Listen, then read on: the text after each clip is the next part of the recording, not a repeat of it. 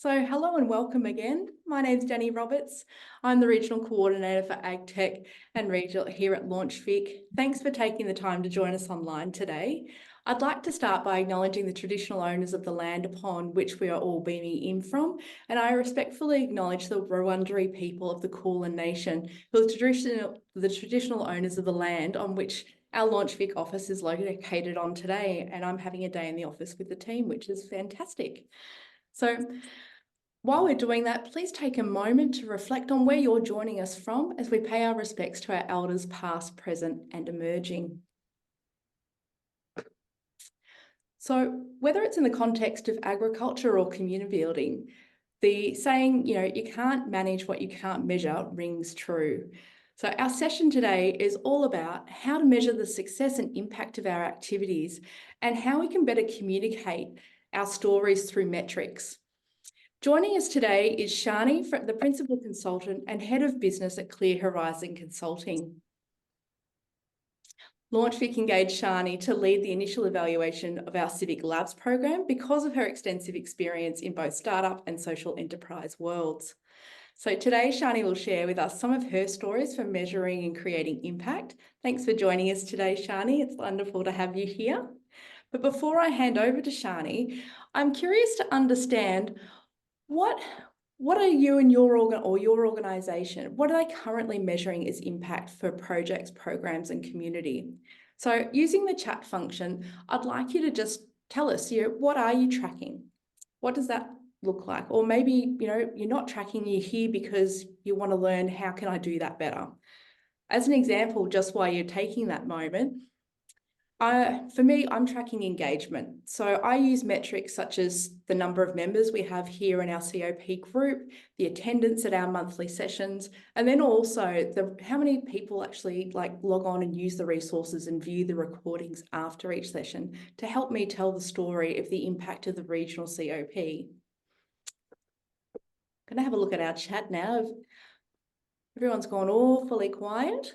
Does that mean we don't have too much? Well, that's what we're really needing to do today, is really just dig in, I think, maybe, Shani, and work through and come up with some of the ideas that is going to help us tell those impact stories. So I'm going to hand over to you now and we'll go from there.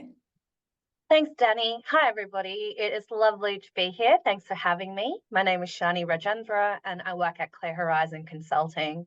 So for those who might not have heard of us, Clear Horizon has been working in the impact measurement space for, I think almost 20 years now. And we've had the great pleasure of working with many different sectors and spaces. I personally spend a lot of my time working in organizational evaluation and supporting startups and social enterprises and community-led organizations to tell their impact story. So it's really lovely to be here and share some of those learnings with you all.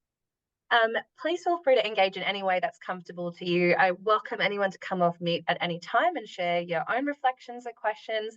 Equally, feel free to pop them into the chat as we go as well. Before I get any further, I want to acknowledge that I'm calling in from the lands of the Wurundjeri people as well and pay my respect to elders past and present and emerging. Alrighty, so I think it's safe to say most of us here know how challenging and complex impact measurement can be. And I'm sure we've all come up against our own individual challenges or organizational challenges in trying to identify how best to tell our impact story. So feel free to pop in your own experiences or challenges as we go. I'm going to share a couple of the things I have learned from my clients along the way, and then I might open the floor to see if any of those challenges resonate with you. Let me start by sharing my screen.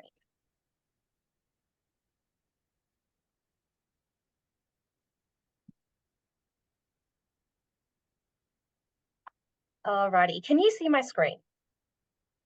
Get a thumbs up. Thanks, Danny.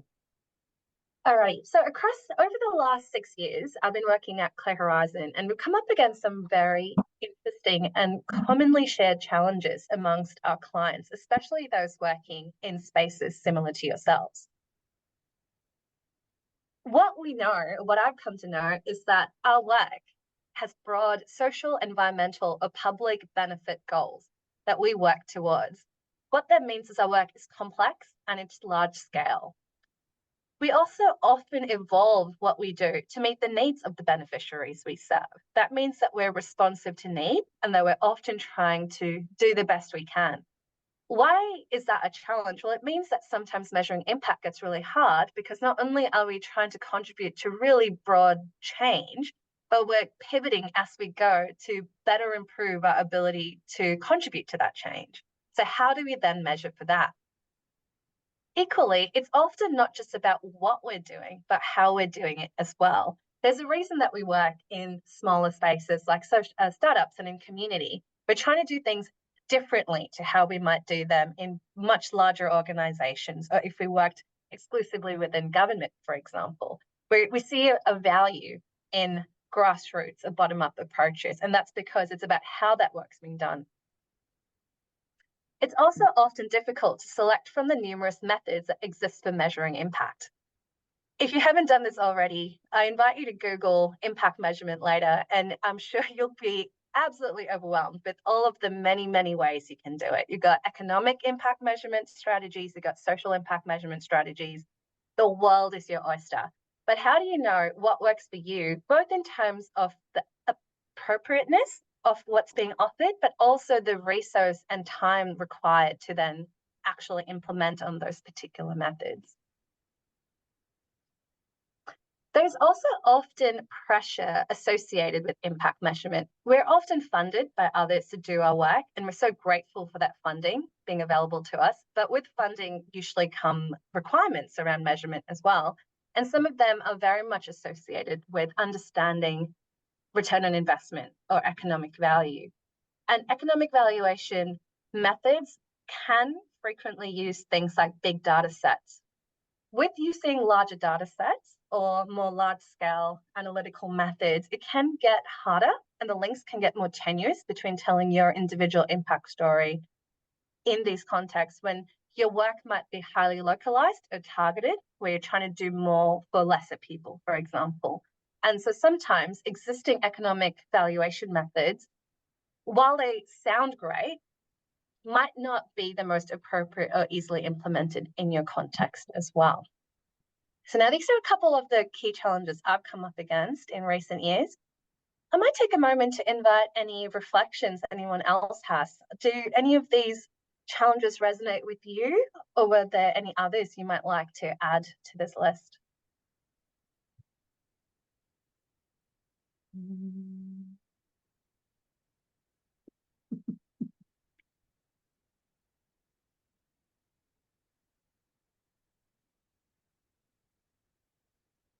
Pull up the chat. Well, as we keep going, feel free to add anything else if you'd like. I can see nothing from me. Thanks, Celestine. Okay. So, based on what we know, what can good impact measurement look like in our context? So if the challenges I've just shared with you now ring true to you and are the contexts you're operating in, what can good impact measurement then look like? And what I've done is I brought a couple tips and tricks along with me. But before we get into them, I think it's important to always take a moment to talk about measures. Danny used the language of metrics earlier.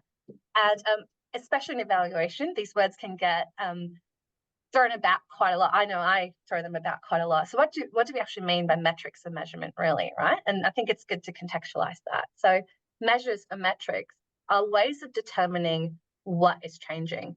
We often apply them in our own personal lives and don't even realize. For example, we measure things like our height or our weight or our bank balance. We're constantly measuring and we're using that information to make evidence-based decisions in our lives. Measures are often expressed as numbers, but it's really important to acknowledge that they shouldn't be just numbers. And it's about how those numbers are used and how they can be supplemented that really make or break impact storytelling. So often at Clear Horizon, when we use measures, we have quantitative metrics, but we complement them with other sorts of measurement scales, whether that's Likhart's or rating scales, as well as qualitative storytelling. It's also really important to distinguish between measures and targets. Because they're metrics and they're quantifiable a lot of the time, it's easy to then put a number value that feels like that's the right value against it. But targets and measures are very different. Measures the way that we determine if something's happening, and targets might be predetermined success factors that we identify. So where we say, well, we know we made a difference if 30 people come to our event and 15 walk away from it having identified new partners to collaborate with. Those are targets. The measures would be the number of people attending or the number of collaborations that come through it. And when you're working in community-based settings, and if you're working with innovation and emergence, I almost always advise against targets because targets can feel quite prescriptive and they don't often take into context the very real thing off context. Not everything is as easy to predetermine when there are variables involved in our day-to-day work. So with that information, what are good measures? Well, I think it's important to make sure you choose what you really want to measure. It is so easy to aim for what we often call a low-hanging fruit, the things that are easily to measure. But just because something's easy to measure doesn't necessarily mean it's the right thing to measure. It's actually often the case that what we want to measure can feel a bit intangible or can be difficult or feel hard to obtain. That is the measurement that's actually worth aiming for. Saving the energy you might put into what's easier and putting it towards fewer but cleverer measures that are really quite contextual to you and your work and can help tell your specific story. Now, how do we get there? It's very, very good, in my opinion, to have theoretical frameworks behind your measures. And we will talk about one in a bit, the theory of change. I'm not sure if you're familiar with it. But having theoretical frameworks behind your measures creates some sort of logic or structure to why you choose to measure a certain thing. So in a world where everything's measurable and we can count the number of buttons on our shirt, it helps to then have some sort of theoretical underpinning to go, well, I'm choosing to measure this thing and not that, because I know in the work that I do, these particular levers or these particular approaches are meant to be beneficial for these particular reasons. Now, having a mix of lead and lag indicators, going back to banding words about measures, metrics, and indicators are very much the same, but lead and lag indicators are an existing terminology, so I didn't want to move away from them. But why do we talk about having a mix of different kinds of measures? The lead indicators are indicators that help us measure progress. They're a bit about looking ahead and trying to work out what can we measure now that indicates of progressing towards something, whereas a lag indicator is what you measure after the fact, hence the lag in the measurement. And so why is it helpful to have leads and lags? Because sometimes it's really hard to see change, and sometimes change takes a while before you can really speak to it. That might not always match up with the reporting cycles that you have or your funders' requirements. And so by having a combination of progress markers or lead indicators and lag indicators, you can measure for different things at different times to help you still track how you're progressing and whether or not you are working towards the impact that you want to see in the world. Alrighty, so a couple tips and tools. Focus on contribution, not attribution. We often talk about or try to talk about, as a result of what we did, we know for a fact X, Y, and Z has changed. To be able to talk about that in that way and be very definitive, that means we need to be really confident that we are completely responsible for and are directly resulting in a particular change.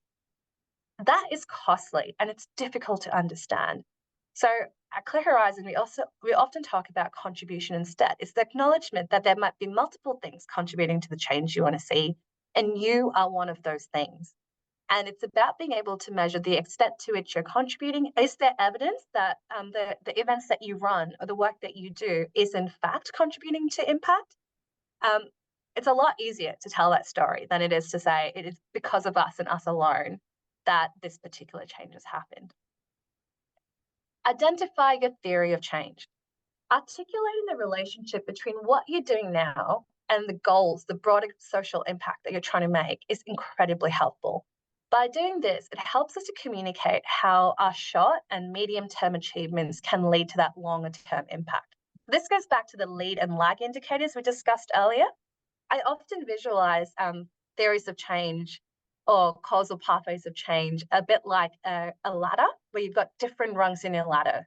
you're at the ground, and that's where you're doing your activities. And right at the top of the ladder is whatever global or community level change you're trying to make. And every rung on that ladder is a different kind of outcome that's helping you get there. By being able to really articulate all of the different outcomes in the work you're doing, that the rungs of positive change that lead to that broader goal, it's a lot easier to then pitch your impact measurement at different rungs in the ladder to be able to speak to that progress that you're making. And so by identifying those medium and short-term outcomes, you can also identify meaningful measures around those results, hence the lag and lead indicators. Now, going hand in hand with that, focus on what we call the juicy middle ground. A lot of the time, we aim impact evaluation at that broad social impact that we want to see. But that takes time to measure, and it's really hard to measure. Going back to contribution and attribution, the broader and bigger the goal, the harder it is to tell your contribution story, let alone your attribution story.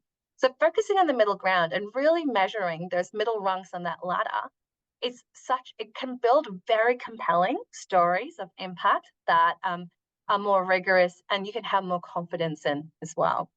So I often say to my clients, don't aim your evaluation at the skies or at the knees, because measuring just your outputs also doesn't tell you a whole lot, right? It tells you what you've done, but not necessarily what's changing as a result. So you don't want to measure just at your knees, but you also don't want to aim for the skies, because it's very hard to do that measurement, and it's not always clear about what your role in that change is as well. A few more from me. No numbers without stories and no stories without numbers. We just talked about how measures are often quantifiable, and most people choose to go with quantifiable metrics when they do measurement. The reality is numbers without stories miss context, and they often don't actually speak to the richness of work that's happening. A lot of the time as well, when you're doing community level or grassroots level work, it's less about reach and more about depth. It's about the extent to which you can make change as a result of what you do, rather than reaching multitudes of people. And so the ability to collect stories to really speak to the richness of change is, I find, often highly beneficial in this work. Aim for relevance over precision. So measure things that are actually likely to be sensitive to your work and will change in the lifespan of your program. It's great to have a broader goal, but if you're not funded at one stage to really feel confident that you will see that broader goal materialize in that funding cycle, you're better off not trying to measure for it, but measuring for the rungs in the ladder on the lead up to it. Because ultimately, you want to be measuring things that will help to tell the story of what you did and what progress you made, as opposed to choosing the measures that feel most precise or most relevant, but are too time intensive or resource intensive to really implement as part of your work. And finally, this goes hand in hand with that bullet point about numbers without stories. Highlight your most significant stories, because it's hard to know which impact you might want to share if you have lots of different types of impact or stories of impact available to you.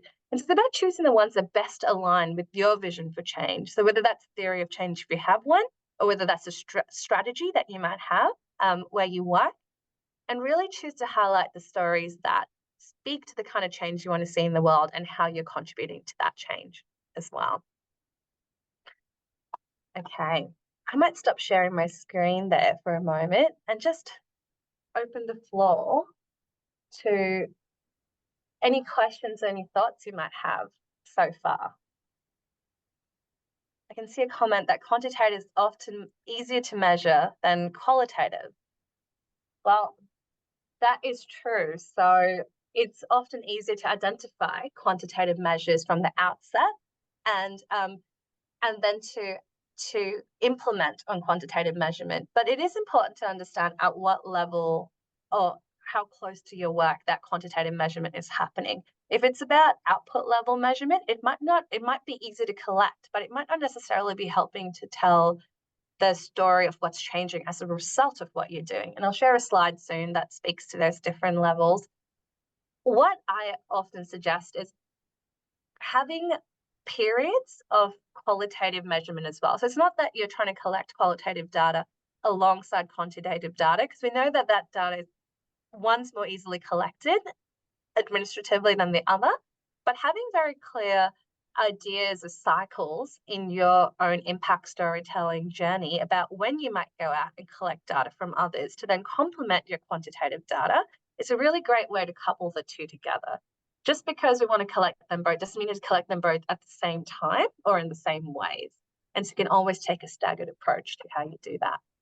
I think that if you afterwards have a look at our LaunchFIC website and just, sorry, our social media and the way that we tell stories with the different programs that we fund and the different grants that we've received, you'll see that we're telling those impact stories through other people. And I was on a great webinar the other day around community building, and this key quote is like, people don't want to hear from you, they want to hear from other people. So like by celebrating the successes and gathering those storytelling data points with those that you're working with is just such a great way to show your impact, as opposed to standing there and saying, we do this and we do that. It's actually just demonstrating that impact through another way, and people enjoy that more for sure. Thanks, Shani.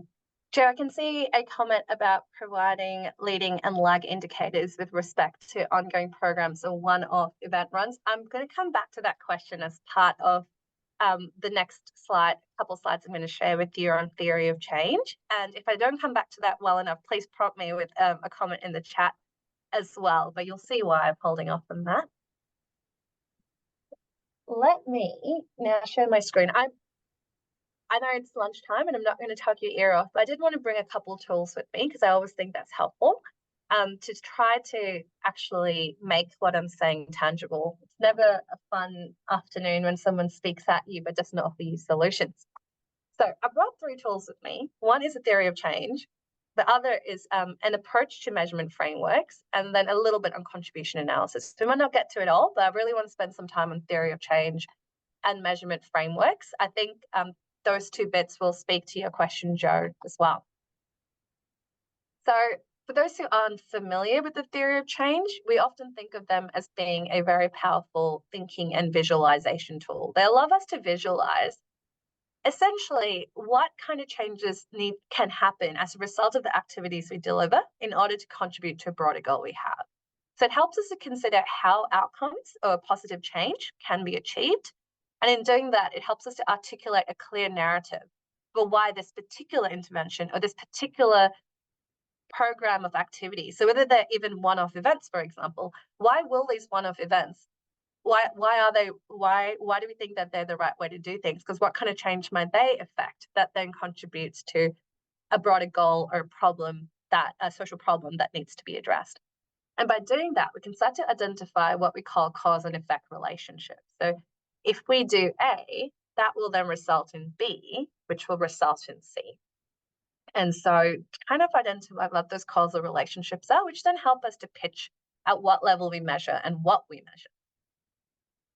So this is these spheres of influence, interest, and control are often the ways we articulate what sits where in a theory of change. So going back to measuring outputs and quantifiable outputs, like how many people attended an event, it's easily done because it sits within our sphere of control. This is the outputs directly as a result of an activity that we implement, and therefore it's a lot easier to measure, and it's definitely worth measuring as well. But often as a result of what we do it because we're trying to influence a broader system or influence a certain community. And those are the kind of outcomes that we talk about, the positive change on the ladder. And those outcomes can be measured quantitatively, but are also often more easily measured qualitatively through interviewing or follow-up surveys to be able to capture stories of change. And why do we do these? Well, because we're trying to contribute to a broader goal, and that is really a sphere of interest. So when you think about what you're doing, your particular activity, your particular role, that is your sphere of control. And really what you have control over is what you do and the outputs that come from what you do. You hope that will snowball into informing or influencing others, which is your sphere of influence, and therefore contribute to the interest you have. But the further out you go, the harder that contribution story is. And so we often think about this as dropping a a rock or a stone in a lake, and then as you ripple out, the ripples get further away, and that is really the extent to which you have influence, and therefore can really tell a compelling contribution story sometimes. So this is just an example of what a theory of change can look like. You've got your activities. This is also a very simplified one. You've got your activities, and you got your outcomes. So these are the ripples. And you can think about your outcomes as being short, medium, and long term, or immediate and intermediate. They're just a way to understand that some positive change happens before others. And like I said, the rungs on the ladder, and knowing which rung you're at, because it's great, because then it helps you to understand and articulate the cause and effect relationship between them. And then you've got your broader goal on top. So this particular theory of change is for an education program in Vanuatu. Can see that there are activities like engaging the community, fee subsidies. So if you engage the community, the idea in this theory of change is that the community will value education and demand quality education, which will then result in more children enrolling at primary school, all girls and boys having access to early years schooling as well. So you can see it's quite reductive. You can see there are rungs in this particular ladder that have been identified. So having a theory of change, if you don't have one already, is very useful. We also use it for strategy and design, not just evaluation, because it helps to articulate and then pitch your story for change. Now, why is this useful for measurement? So this is a way to think about how you build your measurement. And you can really identify from a theory of change the different items in your theory of change that you would prioritize for measurement. These are the different outcomes that you think you are, they could be the ones that you feel are most easiest to measure, most relevant to your work as well, that are most sensitive to the activities you do. And by identifying these outcomes, you can start to build measurement around them. So you'll notice here we're saying first identify what your specific outcomes or outputs are before you then build measures, because often our brains go to what's most easily measurable, but there might be other options or opportunities for measurement tied to that outcome that we might miss otherwise. So don't jump straight to metrics, but think about the outcomes themselves first, and then all of the options for measurement against that particular outcome. Once you know that, you can start to look into the different data collection methods you might employ. And so going back to quantitative versus qualitative, data collection for reach data might be maintaining an activity log that you populate as and when an event happens. Whereas data collection for surveys with participants might be every 6 weeks calling a group of participants who provided their details and consented to contact to see how they feel or how they've been able to employ what they learned or the relationships they made at that event 6 weeks later. So you can see the cycles for that data collection look different, but they still serve a purpose for telling your impact story, because one's about how many people attended your event, and the next is what's changed for them as a result of attending your event. And you might have certain prompts. So if your event was about building more community cohesion by improving relationships within community, then it might be specifically calling them to go, have you kept in touch with anybody you met at the event? Have you met anybody since? And getting their stories, more qualitative assessments of what's changed for them since. So those are ways that relating a theory of change to measurement can really be helpful, because you can individualize it based on the specific impact story you're hoping to tell. There are lots of metrics out there about how you can collect data, but identifying which ones are relevant to your context is much more important, I would say.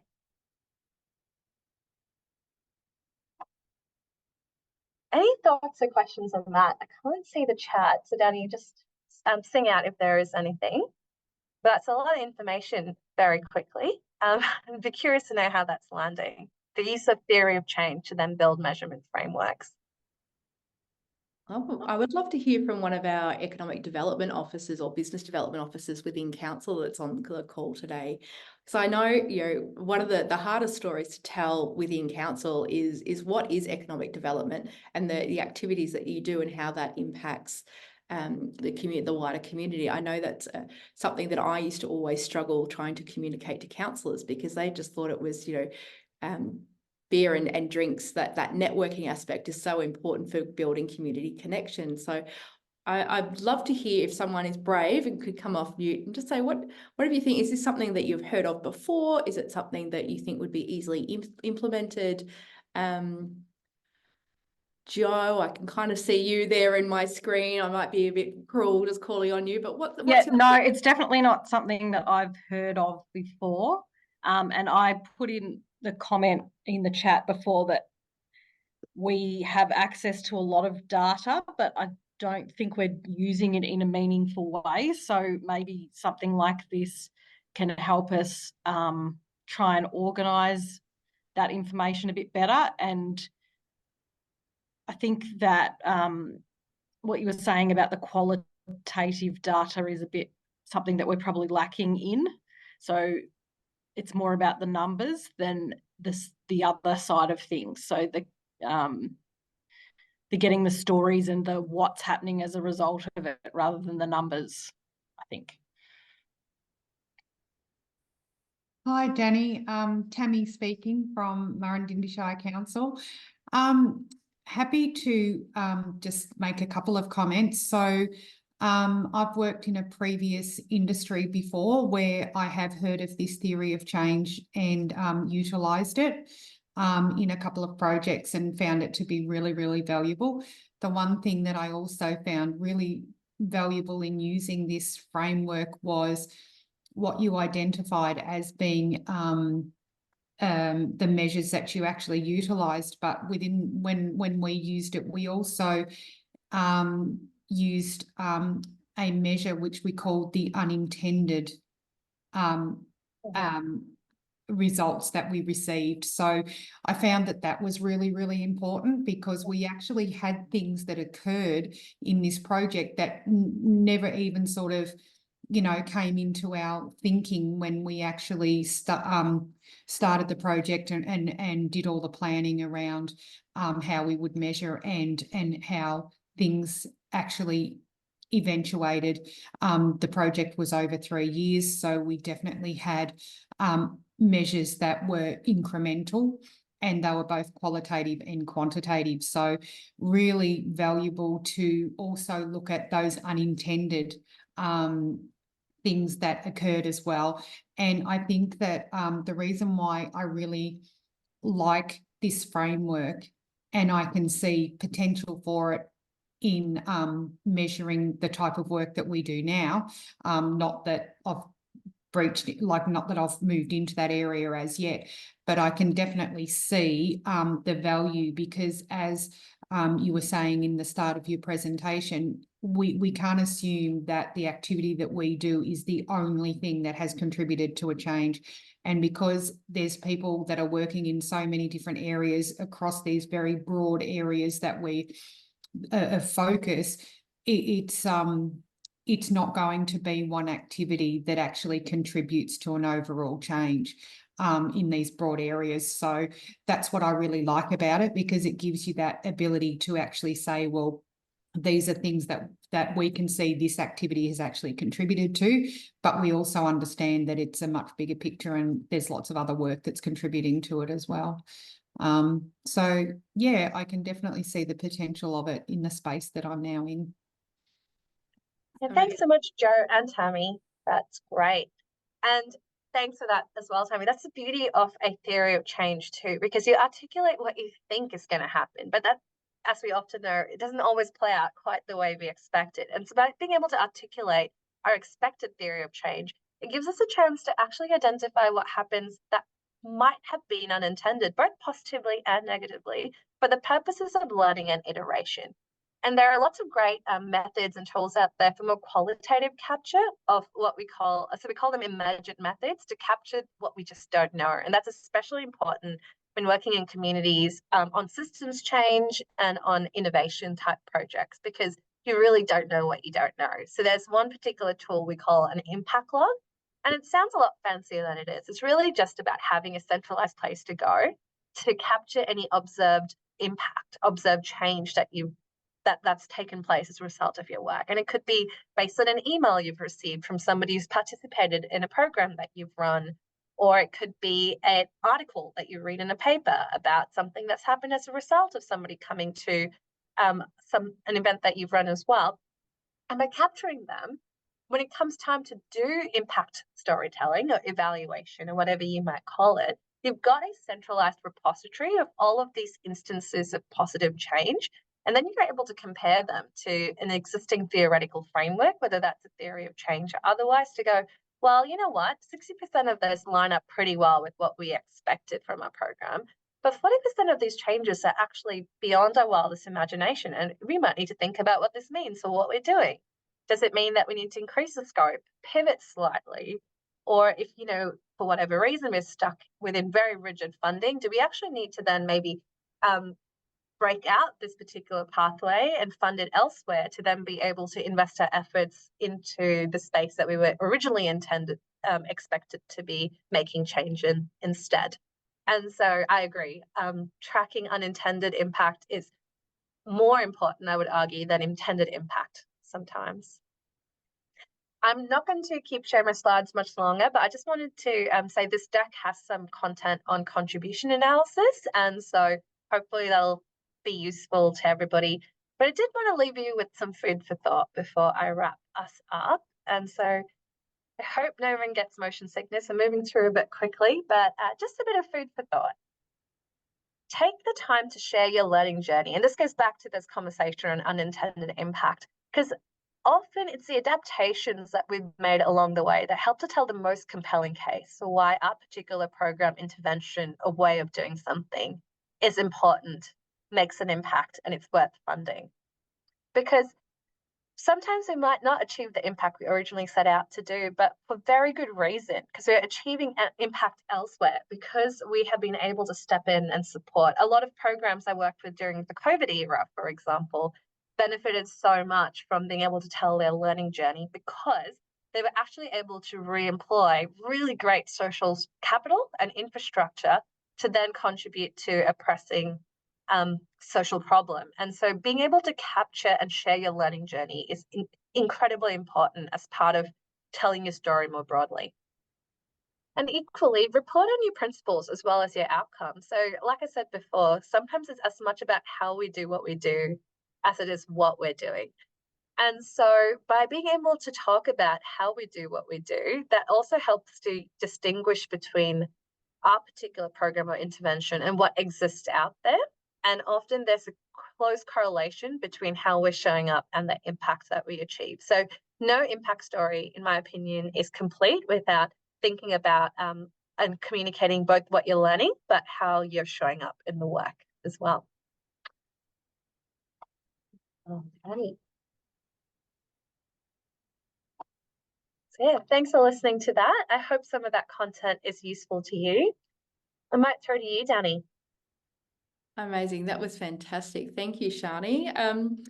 Open up to the floor just for any further questions or maybe some comments about Shani's presentation, or just anything else that you've been curious with in what you're measuring or how you're currently collecting data, or the way that you collect it. Sometimes here at LaunchVic, we do multiple things, like we're about to do a poll in today's session about what you liked about that.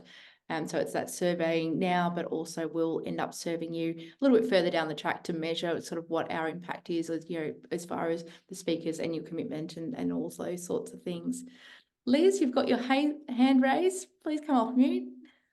I'm just curious because I'm a program deliverer as opposed to economic development, and so I kind of feel like I've been given almost the activities level of ways of measuring and not the broader goal. And I really liked the structure of the theory of change because it puts everything else in context. So it's almost like, how important is it that everyone kind of gets that sense of context of the broader goals and then the outcomes and then the activities? How important do you think it is, for everyone to be on the same bus, if you like? So important, because if we don't know what we're working towards, it's really hard to know if what we're doing is the right thing to be doing, right, Liz? And so having some sort of anchoring point to then understand what it is that we're trying to contribute to, I think is so important. Or you can't really tell the trees from the wood from the trees, right? And so I think that's really important. Often I find that not everybody has a theory of change, but often I hope and find that most organizations have a strategy or strategic objectives they're trying to contribute to. And so sometimes it's about having a look at how a particular portfolio of activities might be contributing to existing strategic objectives or goals as well, to then be able to, where there isn't a theory of change, be able to try and create those same pathways of sense making. So yeah, so but definitely if there is scope for it, it's worth having a chat with the people you work with to go, hey, can we situate what we're doing in the broader context of why we're here in the first place? 100%. The other thing I'll share with you, Liz, and some of us that joined us last month for our session with Ramon, is the I Do Heart framework, which is something that we do with each of our activities. So I Do Heart, it just kind of works out, what is our intention?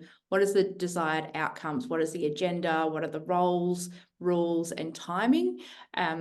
And that we just do that for each. So like our session today, I look at all of those things just to help communicate to each of you the importance of why we're doing it and how it reaches that bigger goal of community building and influence. Did anybody else want to share with Shani before I launch our poll and close out the afternoon? Shani, I just wanted to say thank you from a council economic development perspective. You made some good points about how it is often difficult to get the information through to councillors, etc. But the theory of change makes a lot of sense, and the impact stories are really what they want to see and what they'll take on board a lot of the time. So yeah, I'm looking forward to, and I mean, we've got Ben Crow coming down here this Thursday, so I'm already thinking about how our team can have a think about what you've said in the presentation and put that into practice instead of just attendee numbers and things like that. So we can really start putting together some impact stories. So yeah, thank you. I really enjoyed it. Amazing. Very welcome for sharing. Okay, team. Well, while I've got a captive audience, I might launch our poll. It is anonymous, so please let me know if you enjoyed our session today and the topic, etc. Shani, did you have any final words of wisdom that you wanted to share with the group as we close out? Oh, just thank you so much for attending and being a part of the conversation. At the end of the slide deck, which I will share with Danny, there are a couple links to places to go if you want to know more about theory of change, about measures more broadly. Clear Horizons got what we call a learning hub online, and it's free to register too. And there's a lot of publicly available content in there that might be useful to you. We've done a lot of work with councils as well in this space, and so you might find things specific to you. We've got a community where you can engage with other people who've signed up who might be in similar roles too. But yeah, thanks so much for listening and just being a part of the conversation. Feel free to reach out as well if you'd like to talk about any of this some more.